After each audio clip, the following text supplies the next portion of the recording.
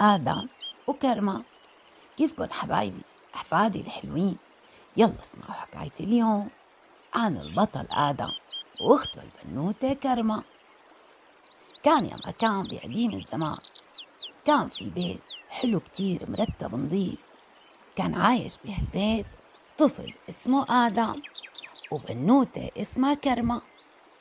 آدم طفل مؤدب ذكي كتير وشاطر بكل شي، وبيحب لعبة كرة القدم.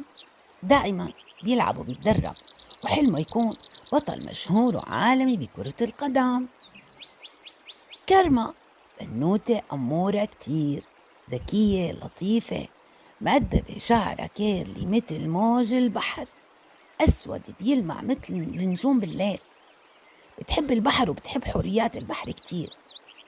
بيوم من الأيام كانت بغرفتها عم تمشط شعر لعبتها حورية البحر. فات لعند أخوها آدم وسألها: شو رأيك نلعب سوا بالطابة؟ امشي ننزل على جنينة ونلعب سوا. ابتسمت كرمة وقالت له: اليوم نفسي روح رحلة على البحر، يمكن لاقي حورية بحر حقيقية. فرح آدم وقال لها: حلوة الفكرة، وأنا بتدرب على الشط على تسديد كرة القدم.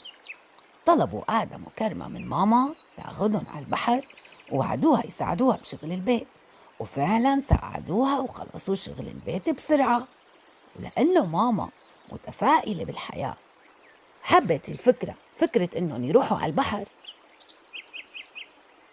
كرمة وآدم يسمعوا كلام ماما المتفائلة، مشان هيك تحمست ماما وبدها تكافئهم لأنهم شاطرين ومؤدبين.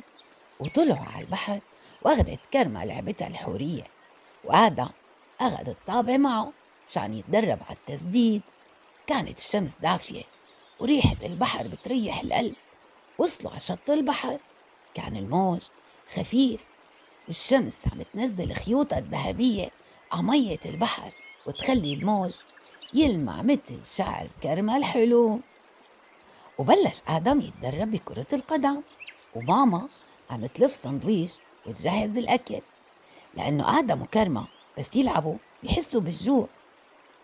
أما كرمة قعدت على شط البحر وهي ماسكة لعبتها بإيدها وعم تهمس بصوت واطي وحنون وهادي كتير: إذا في شي حورية قريبة مني تعالي زوريني، أنا اسمي كرمة وبحب حوريات البحر. تعالوا يا حورية، أنا بحبك كتير، والله أنا بحب كتير حوريات